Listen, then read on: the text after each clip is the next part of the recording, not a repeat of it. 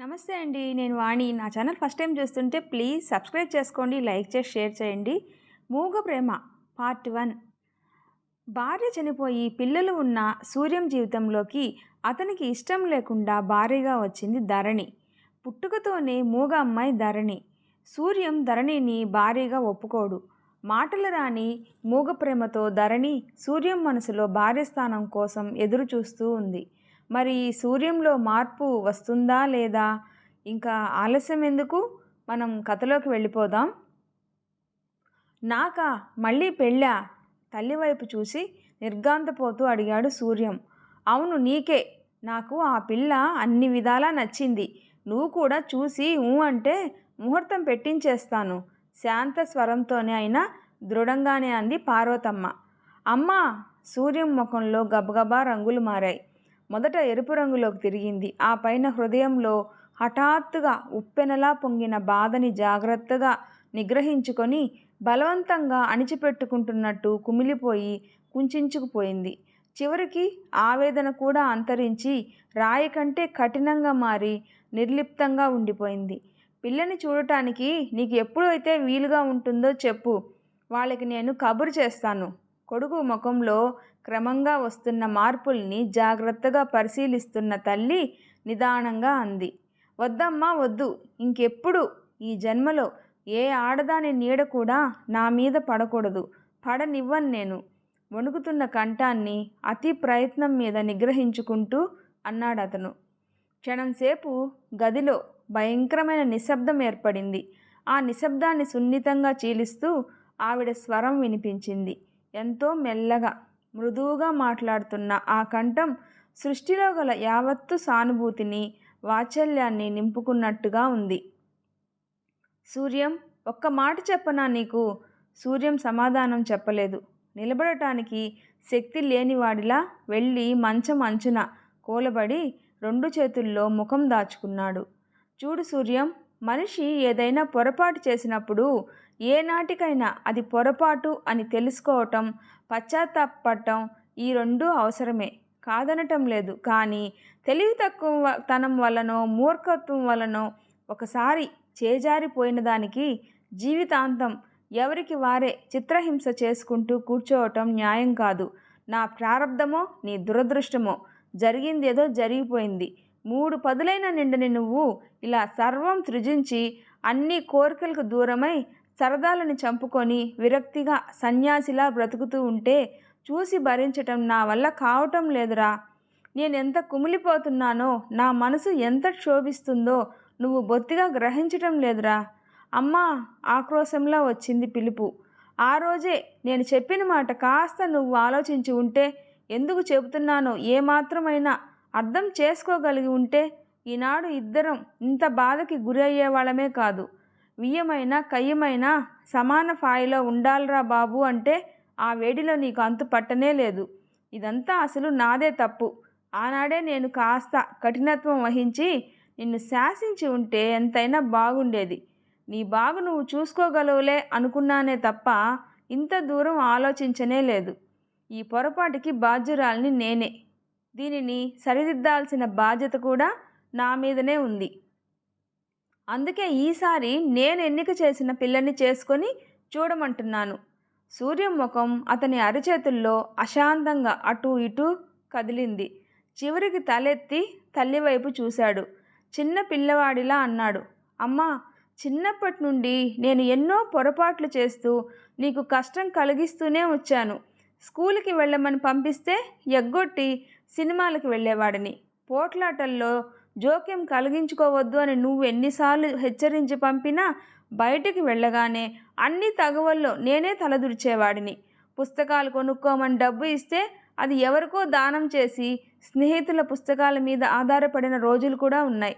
నువ్వు నన్ను డాక్టర్ చేయాలని కన్న కలలు నాకు తెలిసి కూడా నేను ఇంజనీర్ అయ్యాను. ఇవన్నీ నీకు కష్టం కలిగించినా సహించి ఎప్పటికప్పుడు నన్ను క్షమిస్తూనే వచ్చావు. పెద్దయిన తర్వాత నీకు బాధ అనిపిస్తుందేమో అన్న ఊహైనా లేకుండా చేసిన ఈ తప్పుని క్షమించమ్మా. ఇంకెప్పుడు నీ అనుమతి లేకుండా ఏదీ చేయను. సూర్యం, నీ చిన్ననాటి విషయాలు ఉదాహరణకి తీసుకురాకురా. అప్పుడు నువ్వు ఏం చేసినా అవి నీ చదువుకి ఆటంకం తీసుకురాలేదు. నువ్వు ఎన్ని సినిమాలు చూసినా, స్ట్రైకుల్లో తలదూర్చినా ఒక్కనాడు కూడా నువ్వు పరీక్ష ఫెయిల్ కాలేదు. నేను కోరిన ఫలితాన్ని నేను ఊహించిన దానికంటే ఉన్నతంగానే నాకు అందించావు. వాటికి దీనికి పోలికే లేదు. నన్నేం చేయమంటావో చెప్పమ్మా. నువ్వు మళ్ళీ పెళ్లి చేసుకో. జరిగిందంతా మర్చిపోవడం అంత తేలికగా అనిపించడం లేదమ్మా. గతాన్ని గబ్బిలంలా పట్టుకొని వేలాడుతూ కూర్చుంటే కలిగే ప్రయోజనం ఏమైనా ఉందంటావా? ప్రయత్నించి చూస్తే సాధ్యం కానిదంటూ ఏదీ లేదన్న సంగతి నీకు తెలీదా? సూర్యం సమాధానమే చెప్పలేదు. ఎంతసేపైనా దించిన తల ఎత్తలేదు. పార్వతమ్మ ప్రాణం చిక్కబట్టుకొని కొడుకు నోటి నుంచి రాబోయే సమాధానం కోసం ఎదురు చూస్తూ ఉంది. క్షణాలు గడిచాయి. నిమిషాలు దొర్లినాయి. చివరికి తనే అడిగింది, ఏమంటావు? ఏం చెప్పనమ్మా? నువ్వు నా బలహీనతను ఇంకేదైనా అను. భారీగా మరో స్త్రీని నేను జీవితంలోకి ఆహ్వానించలేను. ఆ ఆలోచనే భరించలేను. పార్వతమ్మ సమాధానంగా వెంటనే ఏమీ చెప్పలేదు. తర్వాత నిదానంగా అంది, చూడు సూర్యం, నా మాట ఒకటి శ్రద్ధగా విను. బాగా ఆలోచించు.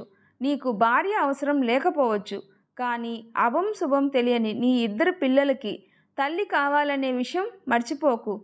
నా తర్వాత ఈ ఇంటికి బాధ్యత వహించగల ఇల్లాలు కావాలి. నీ మంచి చెడులు చూసేందుకు కూడా ఒక మనిషి చాలా అవసరం అన్న సంగతి మర్చిపోకు. కాదనడం లేదమ్మా, కానీ ఈ అవసరాలు తీర్చేందుకు నేను ఏ మనిషి మెళ్ళనో తాళి కట్టనవసరం లేదు. డబ్బు పడేస్తే ఏ మనిషి అయినా ఆ పనులు నెరవేర్చగలరు. పని మనిషా? ఈ రోజుల్లోనా? ఏనాడైనా ఇంట్లో ఏమైందో నువ్వు ఏ కాస్తైనా పట్టించుకొని ఉంటే పని మనుషుల గురించి ఇంత దిలాసాగా మాట్లాడి ఉండేవాడివే కాదు. వాళ్ళ సంగతి నీకేం తెలుసులే.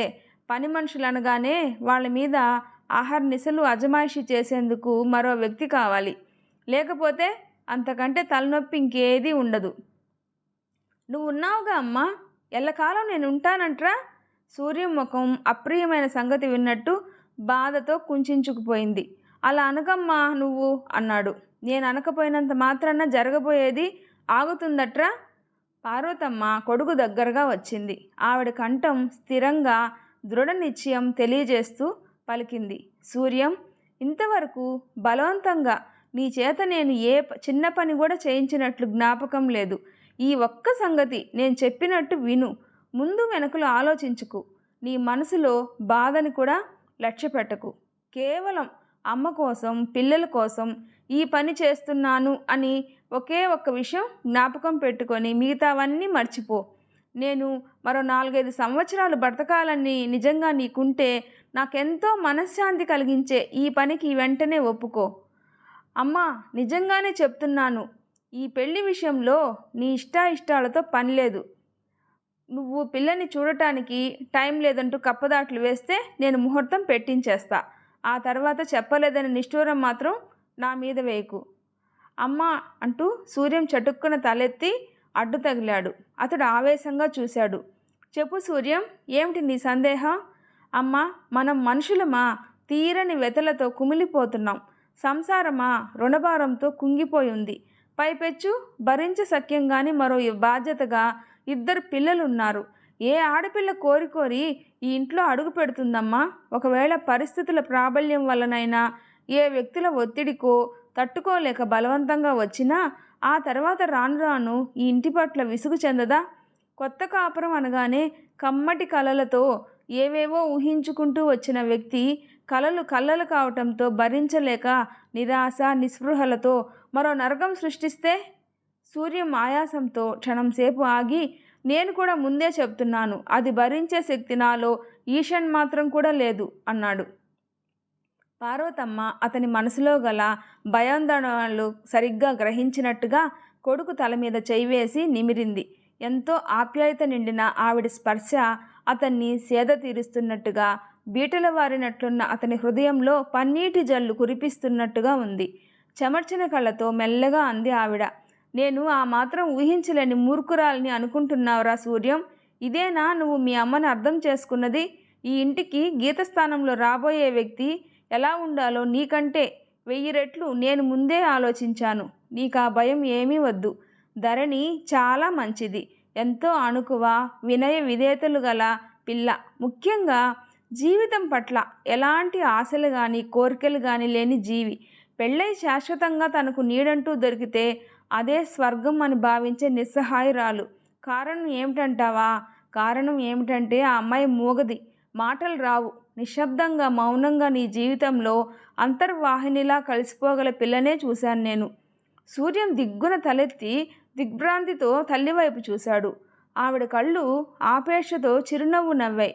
ఆ నవ్వులో ఎన్నో అర్థాలు గోచరించాయి అతనికి. పల్లెటూరిలో జీర్ణమై శిథిలం కావటానికి సిద్ధంగా ఉన్న ఓ పాత ఇంటి ముందు పచ్చి కొబ్బరి ఆకులతో చిన్న పందిరి వేసింది. ఆ పందిరి మధ్య ఇంకా ప్రజ్వరిల్లుతున్న హోమం, అక్కడక్కడా పడి ఉన్న అక్షింతలు, పసుపు, కుంకుమ ఇవన్నీ కలిసి కొద్దిసేపటి క్రితమే అక్కడ వివాహం జరిగినట్టు తెలియచేస్తున్నాయి. సన్నాయి వాయించిన వాళ్ళు తమ పని ముగిసినట్లు సామాన్లు సర్దుకుంటూ ఉన్నారు. పందిట్లో పెళ్లివారికి భోజనాలకి ఏర్పాట్లు చూస్తున్న పెళ్లి పెద్ద, మీరు కూడా భోజనం చేసిపోండి అని సన్నాయి వాళ్లకు హెచ్చరిక చేశాడు. ఇరుపక్కల వారు లేమితో ఉండడం వల్ల పెళ్లి క్లుప్తంగా నిరాడంబరంగా జరిగిపోయింది. పెళ్లి కొడుకు పెళ్లి తతంగం జరుగుతున్నంతసేపు ముభావంగా చికాకుగా ఉండటం వల్ల ఎవరూ సరదాలకు కానీ సరసాలకు కానీ సాహసించలేకపోయారు. చాలా చిన్న పల్లెటూరు అది. పెళ్లి కూతురైన ధరణిని ఆ ఊళ్ళో ఎరగని వారంటూ ఎవ్వరూ లేరు. అందరూ ఏదో విధంగా ఎప్పుడో ఒకప్పుడు ఆ అమ్మాయి చేత సేవలు చేయించుకున్న వాళ్లే. ఎవరికి ఏ అవసరం వచ్చినా మన ధరణి ఉందిగా, కబురు చేస్తే సరి అనుకునేవాళ్ళు.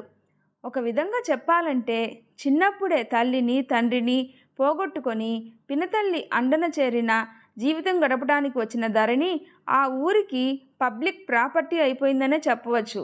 మున్సిపాలిటీ దీపం నీ నా వివక్షత లేకుండా సమంగా అందరికీ ఎలా కాంతిని పంచి ఇస్తుందో, పురపాలక సంఘం ప్రజల వినోదం కోసం ఏర్పరిచిన పార్కులో అందరూ ఎలా కూర్చోవచ్చో అదేవిధంగా ధరణి మీద అందరికీ సమాన అధికారం ఏర్పడింది.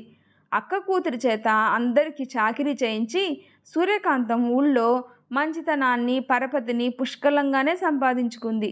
ఎవరికి ఏ అవసరం కలిగినా కాస్త ధరణిని పంపవమ్మా అంటూ కబురు వస్తుంది. వారి వారి పనులను బట్టి ఇంట్లో పనికి మళ్ళీ ఎలాంటి ఇబ్బంది లేకుండా తెల్లవారుజామునే లేదా ఇంకా ముందుగానో లేచి రాత్రి పొద్దుపోయే వరకు మేల్కొనో పినతల్లికి మళ్ళీ ఎలాంటి కష్టం లేకుండా అన్నీ అమర్చి పెట్టేది. భగవంతుడు ధరణికి చిన్నతనంలోనే తల్లిని తండ్రిని దూరం చేసినా పెరిగి పెద్దయిన తర్వాత తన సేవలతో మంచితనంతో మళ్ళీ అందరి హృదయాల్లో స్థానం సంపాదించుకోగలగా సహనం నేర్పు ఇచ్చి ఆశీర్వదించాడు. మాట్లాడేందుకు నోరు ఇవ్వలేదు కానీ కళ్ళతోనే భావాలు ఎదుటివారికి తెలియజెప్పే శక్తిని ప్రసాదించాడు. ధరణికి పినతల్లి పెళ్లి చేయదు, శాశ్వతంగా ఆ అమ్మాయి ఇలా గ్రామ సేవికగానే ఉండిపోతుంది అనుకున్న వారందరికీ పెళ్లి ఖాయమైంది అన్న వార్త పిడుగుపాటులా వచ్చి పడింది. ఈ సంబంధం కుదరటంతో దీనికి సూర్యకాంతం ఒప్పుకోవటంలో ఏదో తిరకాసు ఉందని, ఏ లాభమూ లేకుండా ఆవిడ ఉత్తపుణ్యానికి ఒప్పుకోదని అందరికీ అనుమానం వేసింది. అది నిజమే. ధరణిని తనకు కోడలుగా చేసుకునేందుకు పార్వతమ్మ కొడుకుకు తెలియకుండా సూర్యకాంతంకి కొంత డబ్బు ఇచ్చేట్టుగా ఒప్పుకుంది. పెళ్ళికొడుకు రెండో పెళ్లివాడు అనగానే అందరి మనసులు శాంతించాయి. ఎంత వయసు చెల్లిన మనిషో, ఎంత ముసలి ఒగ్గో అనుకున్నారు. ముసలి ఒగ్గైతే మళ్ళీ మూడో రోజుకే ధరణి మొండమోసి శాశ్వతంగా ఈ ఊరు వచ్చేస్తుందేమో, సూర్యకాంతం అది గ్రహించే పెళ్లి చేశాను అనే పేరుకు చేస్తుందేమో అని రకరకాల ఆలోచనలతో కుతూహలం పట్టలేక సూర్యకాంతం ప్రత్యేకంగా ఆహ్వానించకపోయినా బెలబెల్లాడుతూ అంతా వచ్చేశారు. పచ్చటి పసుపు బట్టలతో తెల్లటి శరీర ఛాయతో ఆరోగ్యంగా దారుఢ్యంగా కనిపిస్తూ నడిచి వస్తున్న వరుడిని చూడగానే అందరి కళ్ళు బయర్లు కమ్మాయి.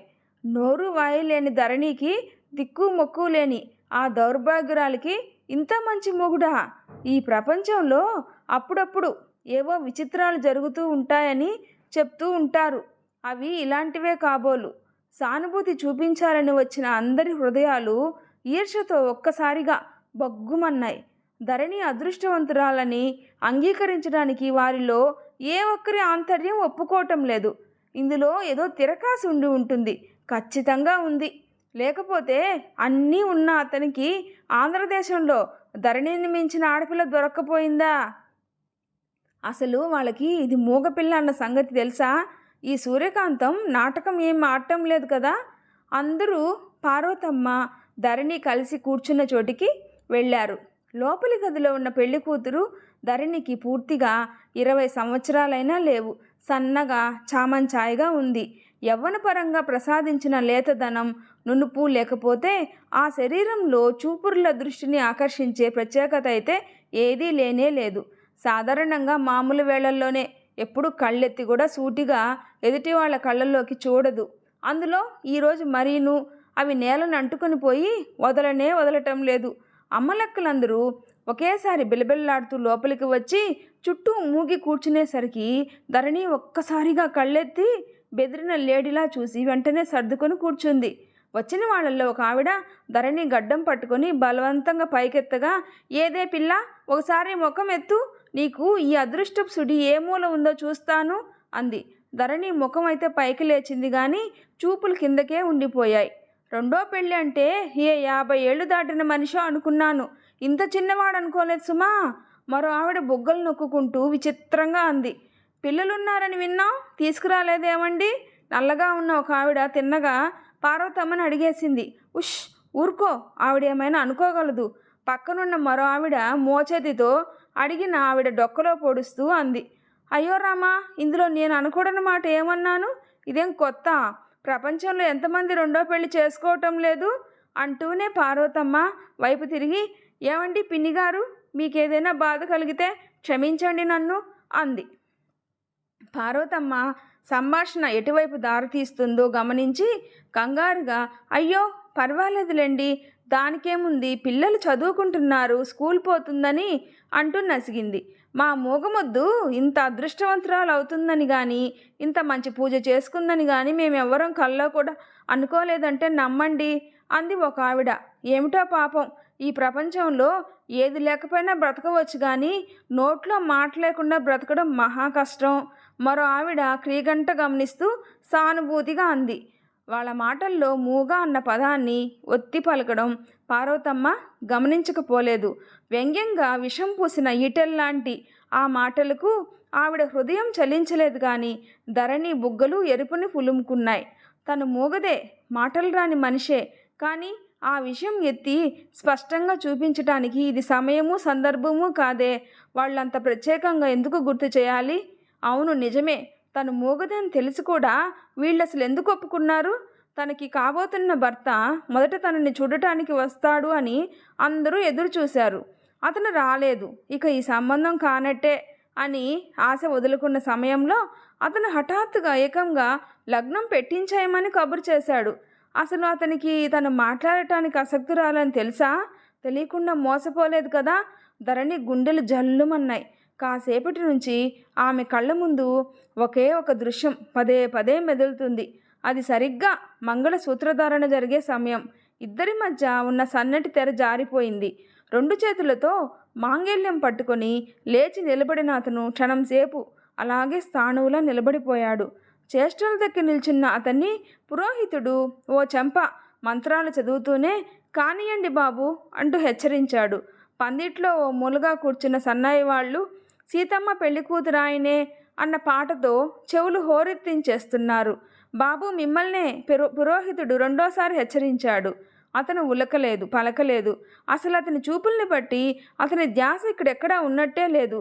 అతని ఆలస్యానికి, తటపటాయింపుకి కారణం ఏమిటో అర్థం కాని ధరణి అప్రయత్నంగా కళ్ళెత్తి అతని వైపు చూసింది. అతని చూపులు దూరంగా ఎక్కడో చిక్కుపడి ఉన్నాయి. నుదుటి నిండా చిరు చెమటలు అలుముకొని ఉన్నాయి. మంగళసూత్రాన్ని పట్టుకున్న చేతులు కొద్దిగా వణుకుతూ ఉన్నాయి.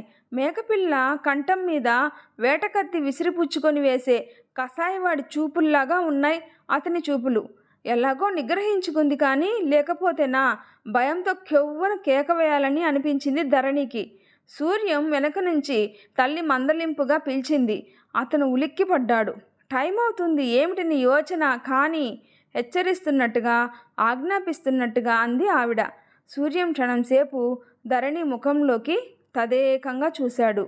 అకస్మాత్తుగా అతని చూపులు తన చూపులతో కలిసి నిలిచిపోవటంతో ధరణి కంగారు పడింది. మెల్లగా కళ్ళు కిందకు వాల్చేసుకుంది. క్షణంలో సగమైనా లేని ఆ స్వల్పకాలం ఆ మూగ హృదయంలో శాశ్వతంగా చిరంజీవిగా నిలిచిపోయింది. ఎందుకో కారణం తెలియదు కానీ అతన్ని అలా చూడగానే ధరణి గుండెలు జాలితో, బాధతో, అర్థం కాని భయంతో రెపరెపలాడిపోయాయి. అతను తను ఊహించుకున్నట్టు లేడు. మామూలు మగవాళ్ళలా కూడా లేడు. తీక్షణంగా ఉన్న ఆ కళ్ళలో ఏదో శక్తి ఉంది. అంతులేని విషాదం కూడా ఉంది. అందుకే ధరణికి ఆనందం బదులు బాధ కలిగింది. దగ్గరా దాపు కాదు, చాలా దూరాభారం. ఛార్జీలు బోలెడవుతాయి. పెళ్లి కూతురుతో మీరెవరూ తోడు రానవసరం లేదు. పిల్లని నేను తీసుకెళ్ళిపోతాను. ఎంత త్వరగా ఈ సంసారం మా అమ్మాయి చేతిలో పెడితే అంత త్వరగా నాకు నిశ్చింత అంది పార్వతమ్మ. ఈ నెపంతోనైనా హైదరాబాద్ చూడొచ్చని ఉవ్విళ్ళూరుతూ ప్రయాణపు ఏర్పాట్లు చూసుకుంటున్న సూర్యకాంతంకి పిల్లలకి ఈ మాట ముఖాన చన్నీళ్లు కొట్టినట్టు అయింది. సూర్యకాంతం ముఖం మార్చుకుంది. పార్వతమ్మకి పెట్టాలని తెచ్చిన చీర కూడా పెట్టకుండా దాచేసింది. ధరణికి తల్లి పేరు మీద ఉన్న గొలుసు, గాజులు కూడా ఇవ్వలేదు. బయలుదేరే ముందు ధరణిని పక్కకు పిలిచి రహస్యంగా, ఒసే పిచ్చిమొద్దు, జాగ్రత్త, మీ అత్తగారుందే ఆవిడ మెత్తటి మాటలతో ఎదుటి వాళ్ళని బాగా బుట్టలో వేసుకునే రకంగా ఉంది. ఆ ఇంట్లో ఆవిడికి ఎంత హక్కు ఉందో అంతకి రెట్టింపు హక్కు ఈ క్షణం నుంచి నీకున్న సంగతి మర్చిపోకు. వాళ్ళు చెప్పిన ప్రతిదానికి నువ్వు సరే సరే అని గంగిరెద్దులా తల ఊపకు. తెలిసిందా? డబ్బు దస్కం అతను తెచ్చి ఇంట్లో పెడితే ఏది ఎలా ఖర్చు అవుతుందో ఓ కంట కనిపెడుతూ ఉండు. పల్లెటూరి పిల్లవు కదా అని పని గిని చేయమంటారేమో. నాకు చేత కాదు, అలవాట్లేదు అని చెప్పు. చెప్పిందల్లా చేశావంటే నీ నెత్తిన ఎక్కి స్వారీ చేస్తారు అంటూ గంటసేపు ధరణి అత్తవారింట్లో ఎలా మసులుకోవాలో, సంసారాన్ని ఎలా గుప్పెట్లో పెట్టుకోవాలో నీతులు నేర్పింది. ధరణి అలవాటు ప్రకారం అన్నింటికి అలాగే అలాగే అన్నట్టు తలూపింది. ప్రయాణానికి సిద్ధమై వాకిట్లో నిలబడి ఉన్న బండిలో కాలు పెట్టే ముందు ధరణి గదిలో ఉన్న పినతండ్రి దగ్గరకు వచ్చి మరోసారి వంగి ఆయన కాళ్ళకి నమస్కారం చేసింది. జగన్నాథం గారికి పక్షవాతం వచ్చి 6 ఏళ్లకు పైగా అయింది. ధరణికి ఆయన గురువు, స్నేహితుడు, బంధువు అన్నీ. ధరణి, ఏమిటమ్మా? ఆయన వంగి ధరణి తల మీద చేయి వేస్తూ అన్నాడు. ధరణి కళ్ళెత్తి చూసింది. నీళ్లు నిండిన ఆ కళ్ళలో 1000 ప్రశ్నలు, 1,00,000 అనుమానాలు, కొండంత భయం, చెప్పలేనంత కంగారు కనిపిస్తున్నాయి. ఆయనకి ఆమె మనసు అర్థమైంది. తర్వాత ఏం జరుగుతుందో తర్వాత పార్ట్లో తెలుసుకుందాం. నా వీడియో నచ్చితే ప్లీజ్ లైక్ చేసి షేర్ చేయండి, సబ్స్క్రైబ్ చేసుకోండి. Thanks for watching.